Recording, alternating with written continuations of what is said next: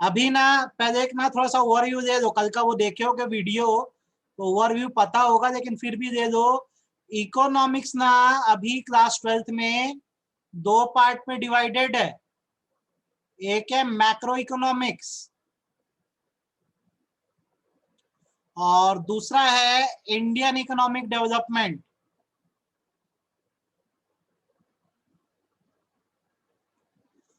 हमारे ये क्या है, दो पार्ट है इकोनॉमिक्स में। अभी हम जैसे पढ़ाई शुरू कर रहे हैं ना, तो हमारा फोकस मैक्रो इकोनॉमिक्स पे रहेगा। ठीक, बहुत समय तक मैं बोलता हूं, अभी पूरा अप्रैल और जो मई है हम मैक्रो इकोनॉमिक्स पढ़ेंगे, क्योंकि ये इकोनॉमिक्स की जान है। इंडियन इकोनॉमिक डेवलपमेंट तो यार एकदम थ्योरी की, आजादी के बाद देश में क्या हुआ था एक्सेट्रा एक्सेट्रा। असली जो है, जो इकोनॉमिक्स पढ़ना होता है बेटा, वो मैक्रो इकोनॉमिक्स है। तो हमारी पढ़ाई मैक्रो इकोनॉमिक्स से शुरू होगी। तो चलिए शुरू करते हैं हम लोग। मैक्रो इकोनॉमिक्स क्या होता है, यहाँ पे एक छोटी सी मीनिंग आपको देता हूं, ध्यान से सुनना, अच्छे समझना। जब आप बात करते हो ना मैक्रो इकोनॉमिक्स की, ठीक है, तो मैक्रो इकोनॉमिक्स का मतलब होता है इकोनॉमिक्स की वो branch of economics which deals with economy as a whole। Economics की ऐसी ब्रांच जो पूरी इकोनॉमी से डील करे, उसको हम मैक्रो इकोनॉमिक्स बोलते हैं। जैसे एग्जांपल देता हूं, हम बात करते हैं अपनी इंडियन इकोनॉमी की, हमारे भारत देश की इकोनॉमी की। तो जब यहाँ पे हमारा फोकस जो रहता है एक पर्टिकुलर पर्सन की इनकम पे होता है, इंडिविजुअल की इनकम पे होता है, एक इंडिविजुअल मार्केट में क्या डिमांड कर रहा है उस पर होता है, तो हम कहते हैं कि ये इकोनॉमिक्स की ब्रांच जो है वो माइक्रो इकोनॉमिक्स कहलाती है। और जब हमारा फोकस बदलता है भारत देश में और हम अब सोचने लगते हैं नेशनल इनकम के बारे में, कि पूरे देश की कमाई कैसे होती है, हमारी नेशन की इनकम कैसे होती है, हम ये सोचने लगते हैं कि देश की टोटल डिमांड क्या है, एग्रीगेट डिमांड क्या है, तो इसे हम मैक्रो कहते हैं। इसे हम मैक्रो कहते हैं। तो पहले तो बेटा इस क्लास के बाद, ये क्लास खत्म होगी तो ईशान सर ना आपसे 2 मिनट बात करना चाहेंगे। तो क्लास लेफ्ट मत करना बीच में, आप वो आपको रिजल्ट के बारे में बताना चाहेंगे। तो आप ना थोड़ा आप समझ लो बात को। आज आप क्लास 12th में जो शुरू कर रहे हो मैक्रो इकोनॉमिक्स है, ये बड़े लेवल की बात करता है। जब हम छोटी छोटी बातों के बारे में सोचते थे यार, हम माइक्रो पे थे, माइक्रो इकोनॉमिक्स पे, कि प्राइस बढ़ेगा तो डिमांड का क्या होगा, प्राइस घटेगा तो डिमांड का क्या होगा। अब हम थोड़ा आगे बढ़ गए, अब पूरे देश के बारे में सोच रहे हैं कि एक कंट्री इनकम कैसे अर्न करती है, पूरी कंट्री की डिमांड पर कैसे इफेक्ट होता है। जब हम पूरे देश के बारे में सोचने लगते हैं तो ये मैक्रो लेवल कहलाता है। ठीक है, पहले बताओ माइक्रो और मैक्रो के बीच का छोटा सा डिफरेंस समझ आ रहा है कि आपको इसके एग्जांपल चाहिए? आप चैट बॉक्स में बताओ, आपको ये समझ आ रहा है कि आपको इसका एग्जांपल चाहिए? और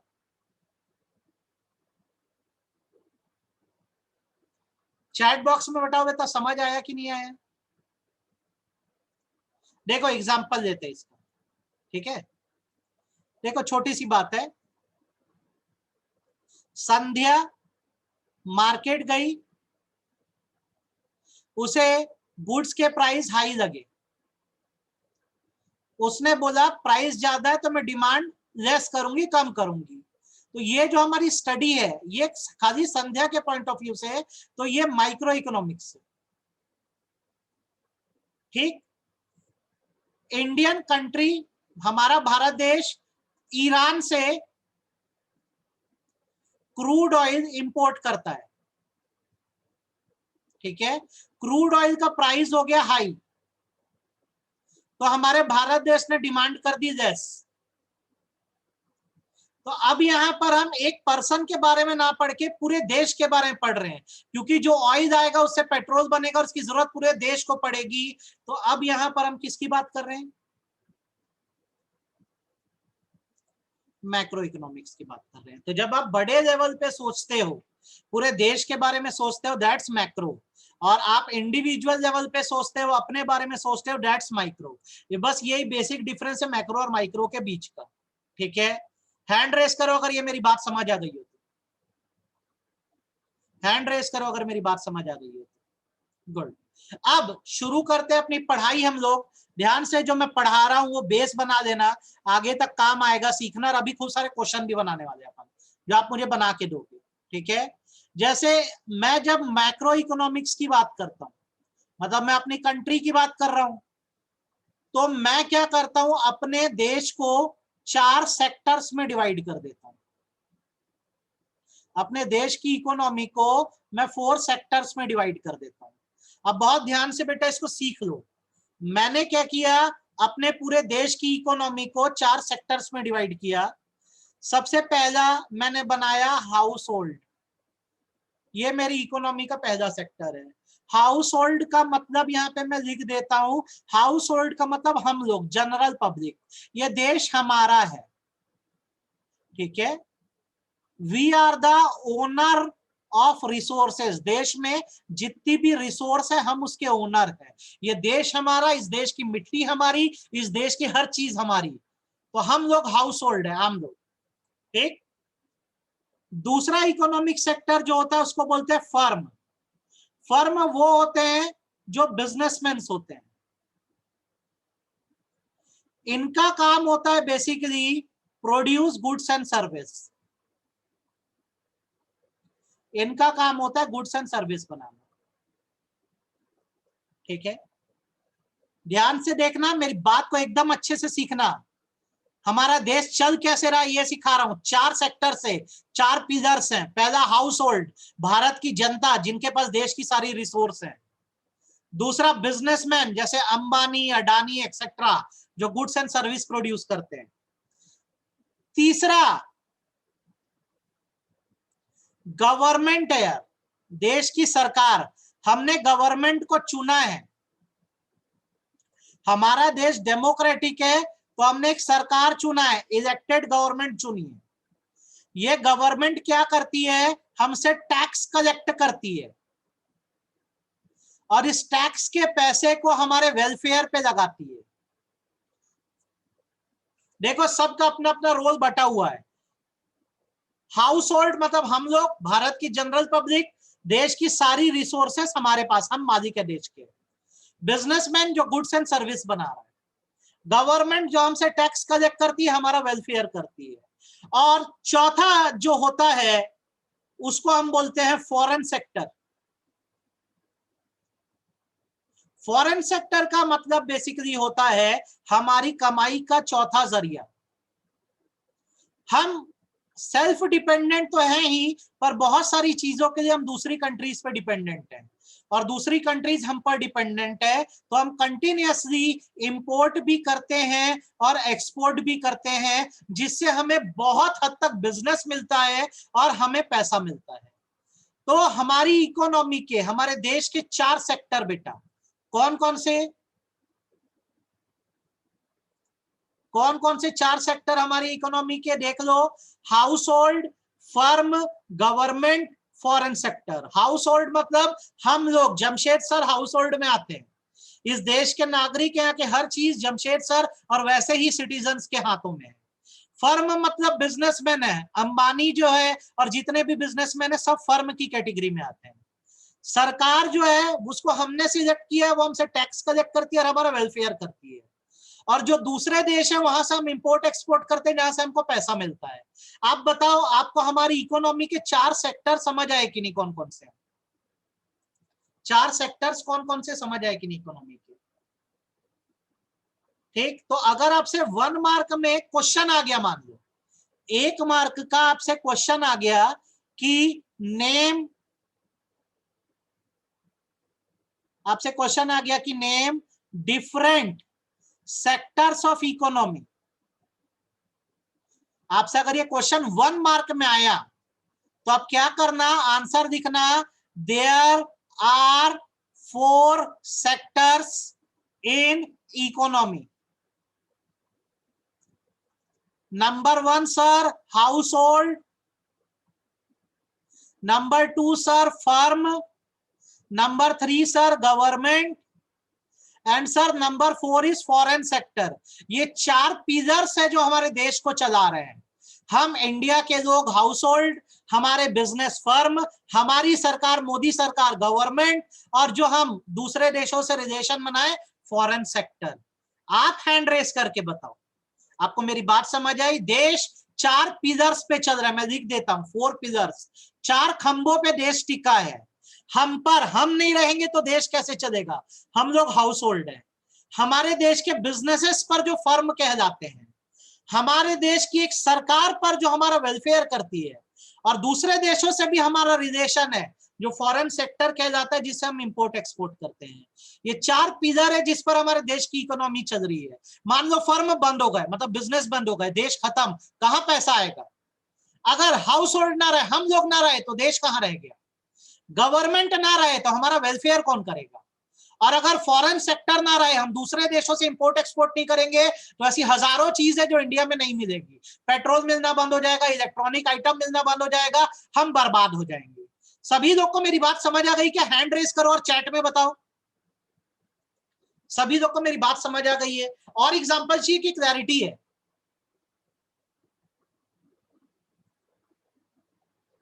चलो एक बात बताओ तो, सुप्रिया, ये एनोटेशन को यार मैं वो कर दे रहा हूं, मत करना ये ऐसा। चलो ध्यान से सुनना, अच्छे समझना।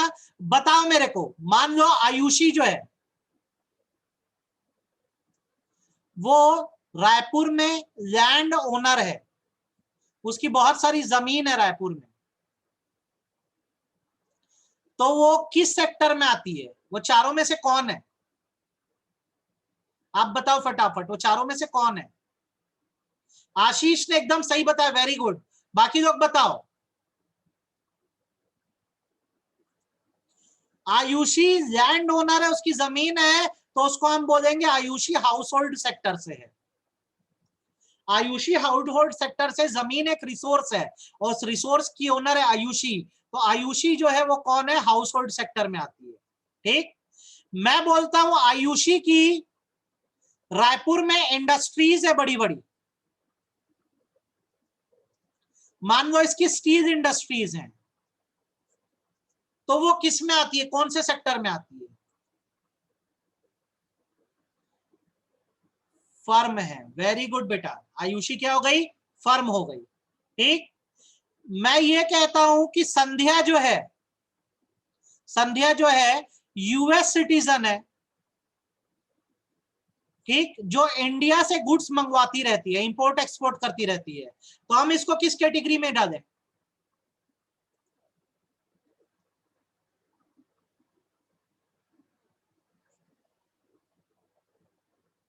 गुड।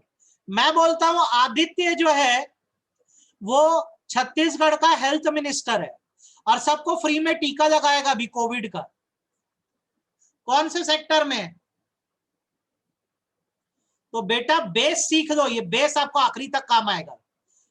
इकोनॉमी 4 कंधों पे चल रही है, house hold, firm, government, foreign sector. I hope आपको ये चारों समझ आ गए होंगे। अब क्या होता है, जैसे हम इकोनॉमिक्स की स्टडी करते हैं तो हमारे लिए जो इंपॉर्टेंट सेक्टर है वो 2 ही है, एक हाउस होल्डर, एक फर्म है तो टोटल 4। हमारे लिए जो इंपॉर्टेंट है वो हाउस होल्ड और फर्म है, क्योंकि ये हमारे देश के अंदर इनकम जनरेट करके देते हैं। देखो गवर्नमेंट तो वेलफेयर करने बैठी है, फॉरेन सेक्टर का पैसा दूसरे देशों से हमारे देश में आ रहा है। अभी अपन अपने देश के अंदर की बात करें तो पैसा कैसे, ये इनकम कैसे जनरेट होगी? हाउस होल्ड और फर्म करके देंगे। कैसे सिखाता हूं, ध्यान से देखो, देखना सीखना, यहां पे मैं लिखता हूं रिलेशन। ठीक, ध्यान से देखना, अच्छे से सीखना, सारी बातों को अभी समझ लो, बाद में डाउट नहीं आना चाहिए।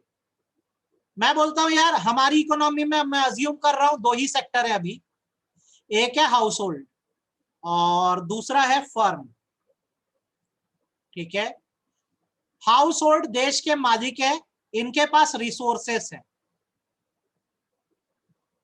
ठीक, और फर्म जो है वो प्रोड्यूसर्स हैं,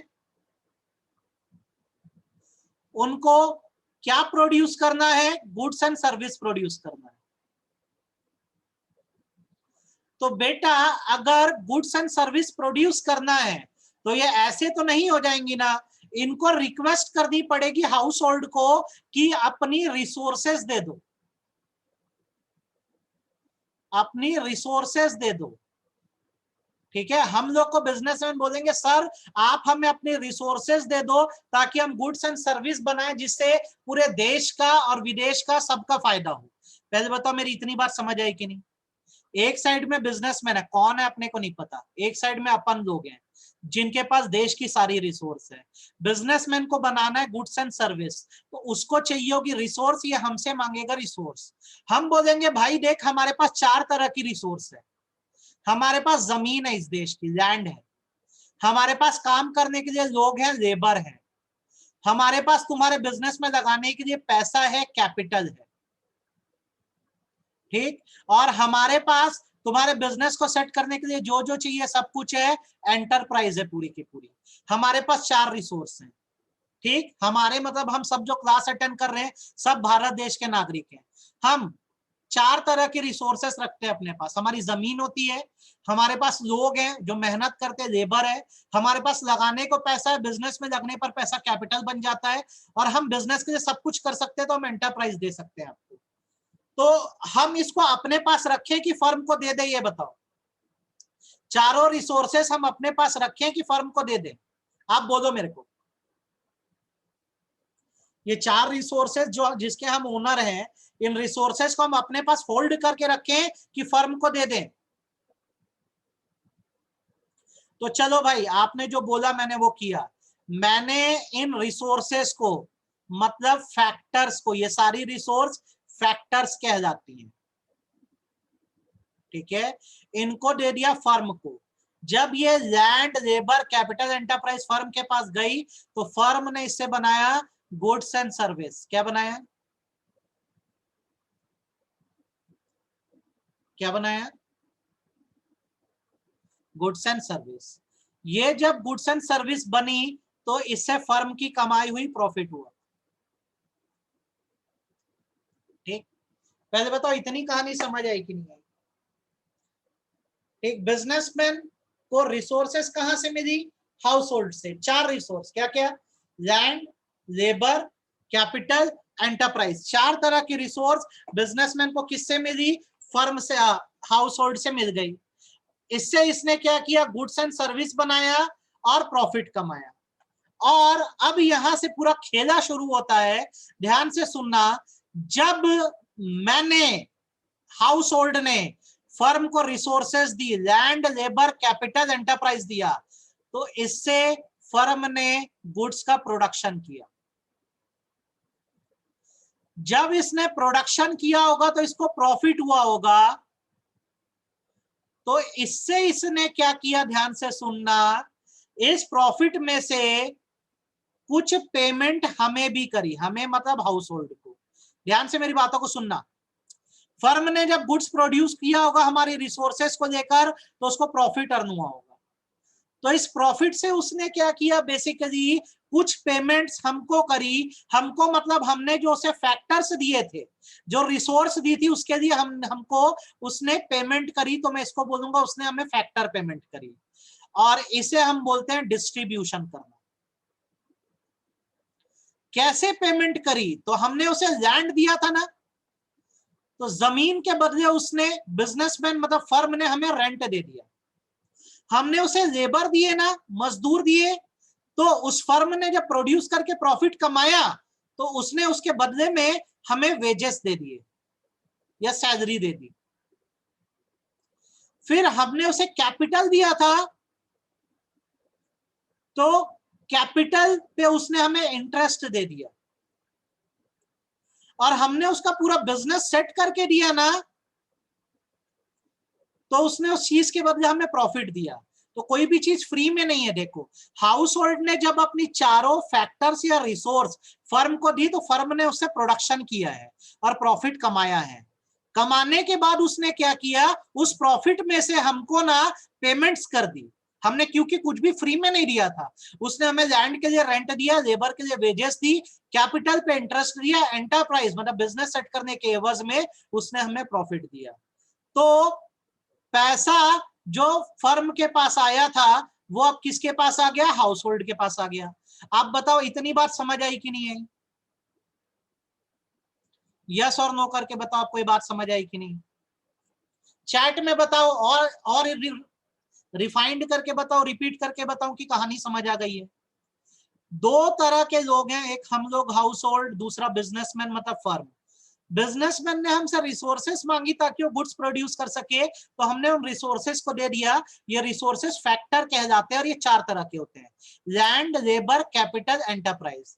हमने जब दिया तो उसने क्या किया? उससे प्रोडक्शन किया और अच्छा खासा ना यार प्रॉफिट अर्न किया, पर उस बंदे ने प्रॉफिट को अपने पास रखा नहीं। ठीक है, इस फर्म ने इस प्रॉफिट को अपने पास रखा नहीं। इसने क्या किया? इससे हम लोग कौन है? हाउस होल्ड, हम लोग को पेमेंट कर दी कि देखो आप लोग ने हमारी इतनी मदद करी, हमको रिसोर्सेस दी, तो उसके बदले हम आपको क्या करना चाहते हैं? पेमेंट करना चाहते हैं। तो भाई हो गई पेमेंट। अब जब हमारे पास हाउस होल्ड वालों के पास पैसा आया तो हम इस पैसे को घर में रख के क्या करेंगे? हम इस पैसे से गुड्स एंड सर्विस खरीदेंगे।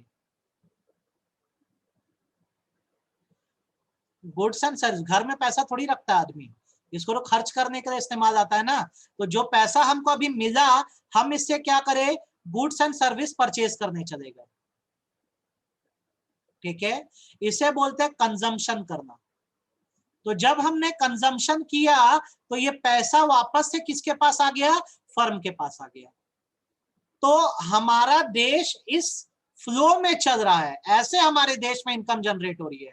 हम सब एक दूसरे में पैसे को पास कर रहे हैं। हमने रिसोर्सेज दी तो फर्म ने प्रॉफिट कमाया, उस प्रॉफिट को उसने हमें अलग अलग फॉर्म में बांट दिया। हमारी कमाई हुई तो हमने फर्म के गुड्स एंड सर्विस खरीदे, तो पैसा वापस से किसके पास चला गया?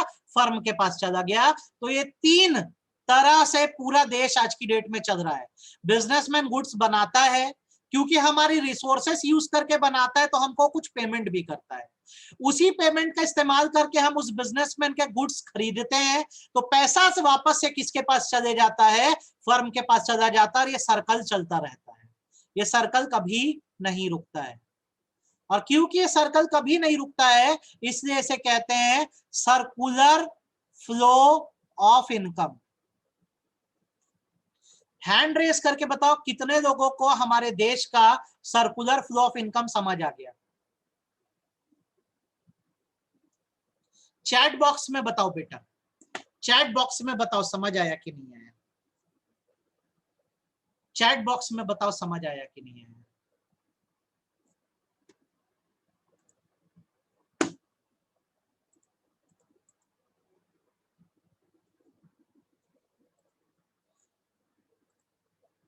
चलो एक बात बताओ, तो कुछ चीजें डिस्कस करते हैं।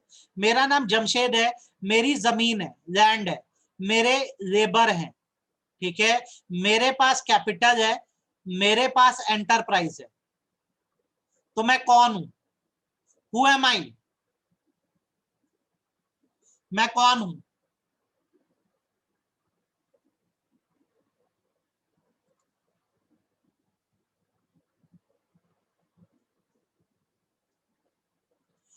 खुशी जो है वो गुड्स एंड सर्विस प्रोड्यूस करती है, वो कौन है?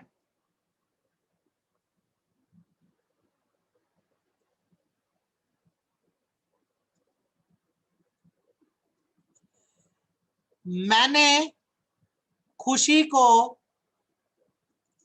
कुछ रिसोर्सेस दिए, लैंड, लेबर, कैपिटल, एंटरप्राइज। ये रिसोर्स क्या कहलाती है? इसको एक सिंगल नेम दो। ये रिसोर्सेस क्या कहलाती है? इसको एक सिंगल नेम दो। फैक्टर। मैं हाउस होल्ड हूं, घरेलू आदमी हूं देश का। मैंने अपने देश के बिजनेसमैन खुशी को अपने फैक्टर्स दे दिए। अब आप बताओ खुशी खुशी ने इन फैक्टर्स के साथ क्या किया?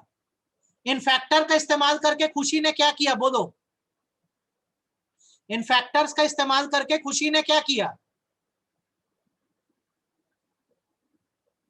खुशी ने किया प्रोडक्शन। जब खुशी ने प्रोडक्शन किया तो खुशी को क्या रिसीव हुआ?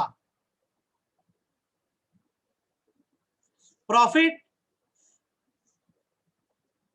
खुशी को मिला प्रॉफिट। खुशी ने प्रॉफिट को अपने पास ना रखकर ये प्रॉफिट जमशेद सर को डिस्ट्रीब्यूट कर दिया। तो यहां पर खुशी ने सारे फैक्टर्स की क्या कर दी? पेमेंट कर दी। जो उसने मुझसे फैक्टर दिए थे उसने बोला सर मैंने कमाई कर दी है, मुझे प्रॉफिट हो गया, मैं आपको पेमेंट करना चाहती हूं। तो बताओ खुशी ने लैंड के बदले मुझे क्या पे किया? खुशी ने मुझे लैंड के बदले क्या पे किया? रेंट। खुशी ने मुझे लेबर के बदले क्या पे किया?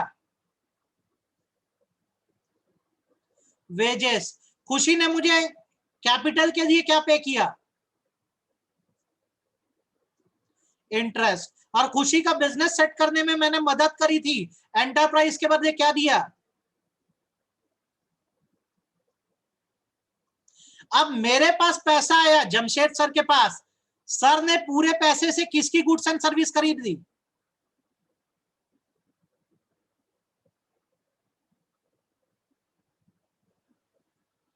खुशी के सामान पूरे खरीद लिए। तो मैंने क्या किया? कंजम्पशन किया। तो वापस से घूम के पैसा किस पे आ गया? किसके पास आ गया? खुशी के पास आ गया। तो पूरा खेल यही है, रिसोर्स दो, सामान बना के प्रॉफिट कमाओ। जिससे रिसोर्स दिया उसको पेमेंट करो, जिसको पेमेंट करे वापस से वो आप ही का सामान खरीद देगा, तो पैसा वापस से फर्म के पास आ जाएगा। एकदम क्लियर है बेटा? हाँ या ना? एकदम क्लियर है कि नहीं है? दो सवाल पूछ रहा हूं, आंसर चाहिए मेरे को तुरंत। पहला क्वेश्चन आपसे यह है कि what are four sector of economy? बोलो जवाब चाहिए फटाफट।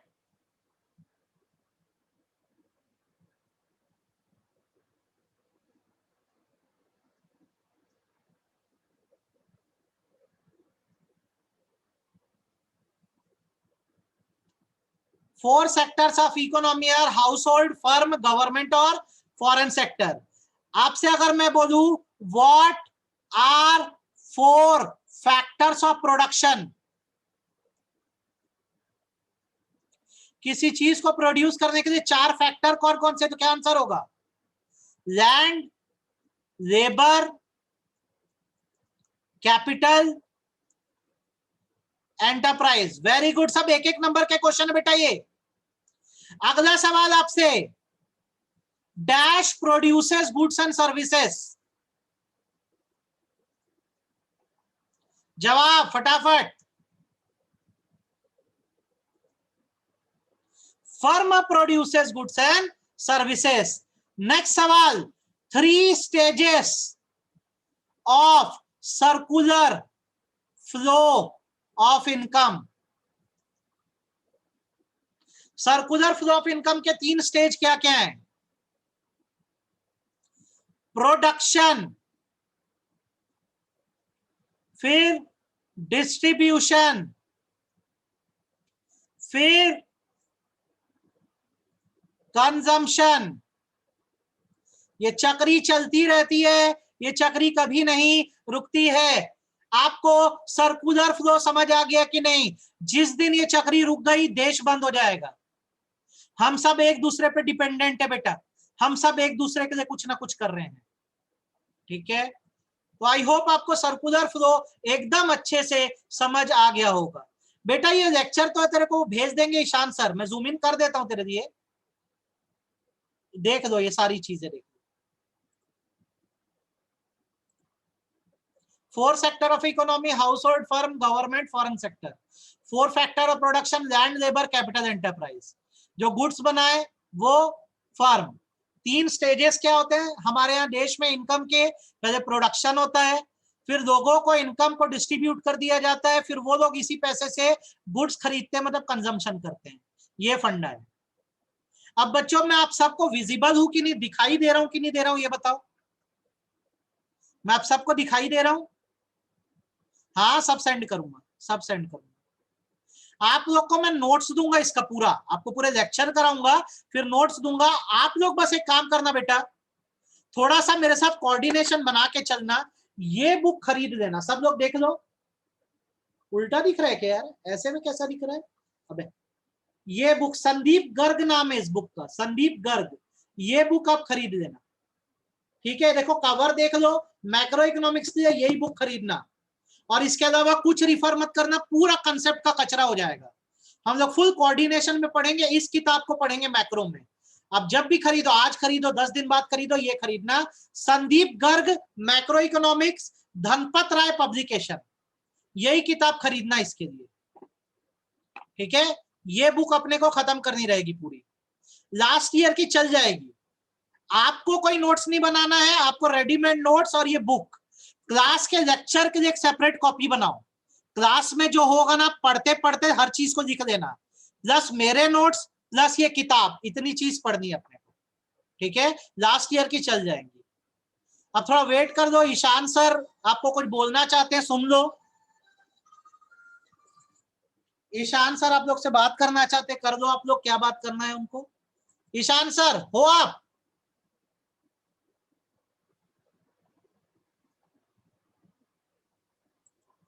ईशान सर,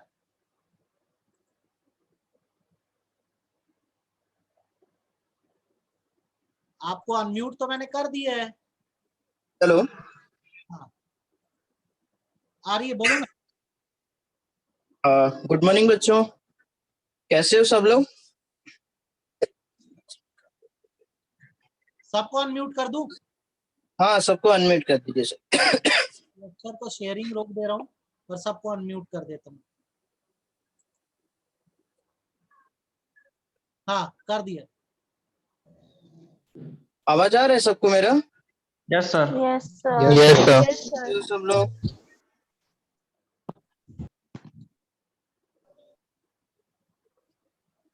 ठीक हो सब? Yes sir. Yes sir. आज कैसा लगा क्लास? पहला क्लास था 12th का, क्लासेस कैसा लगा बीएसटी को दोनों का? सर बहुत अच्छा। है? अच्छा लगा बहुत सबको? अच्छा। सर अच्छे थे क्लासेस। क्लासेस समझ में आ गया? जी सर। Yes sir. अच्छा, मैं आप यहाँ पे दो चीज डिस्कस कर रहा हूँ, ध्यान देके सुनना, ठीक है? पहला चीज है जो सब मुझे बार बार पूछ रहे हो कि रिजल्ट कब तक आएगा, ठीक है? रिजल्ट आपका बेटा कुछ पेपर्स चेक हो गए हैं, कुछ कोविड के वजह से रुक गए हैं। कोविड के वजह से लाइक हमारे जो ऑफिस में बहुत सारे लोग पॉजिटिव हैं अभी, इवन मैं भी घर में हूँ, सभी लोग पॉजिटिव हैं। एंड कुछ टीचर्स का कोरोना पॉजिटिव निकला था, कुछ मैनेजमेंट हमारे जैसे कुमार सर हो गए, सभी मैक्सिमम पॉजिटिव ही हैं। सो हमारा ऑफिस भी बंद हो गया था, दैट्स व्हाई आपका रिजल्ट में थोड़ा सा लेट हो रहा है। लॉकडाउन के बाद, अभी तो फिर भी ऑफिस बंद हो गया, लॉकडाउन के बाद आपका रिजल्ट मिल जाएगा। और किसी को अगर अपना मार्क्स पता करना है तो मुझे एक बार मैसेज कर देना, मैं उनको उनका मार्क्स बता दूंगा, ठीक है? जो जो पेपर चेक हुआ, ठीक है? बाकी ये कोविड के वजह से ही थोड़ा ये हो गया, डिस्टर्बेंस हो गया। रिजल्ट सबको क्लियर हो गया रिजल्ट का? जी sir. Yes sir. Yes sir. ठीक है, बाकी जिसको पूछना है मार्क्स कुछ बच्चों को मैंने बता दिया मार्क्स, और जिसको मार्क्स पूछना है वो मेरे को एक बार बता देना, क्योंकि सभी टीचर से लेके सभी मैनेजमेंट ना सब घर में ही है, घर में क्वारंटाइन है सभी को, ये कोरोना कोविड के वजह से। नेक्स्ट हो गया क्लास का, जैसे बीएसटी को क्लास हो गया, आपको अच्छा लगा। मुझे एक चीज पूछना था, अकाउंट्स का क्लास सबको कैसे लगता था हिरेन सर का? सर अच्छा लगता था। सभी को अच्छा लगता था? Yes sir. जी पूरा सर। क्लियर? कोई इश्यू था सर के में? Yes sir. नहीं? तो नो मैनेजमेंट कल सर। एक अकाउंट क्लास लगाने वाला है, एक बार कल अकाउंट क्लास देखना, मुझे उसका रेस्पॉन्स देना, क्लास कैसा है कैसा नहीं, सब कुछ डिटेल्स उसके बारे में एक बार बता देना, ठीक है?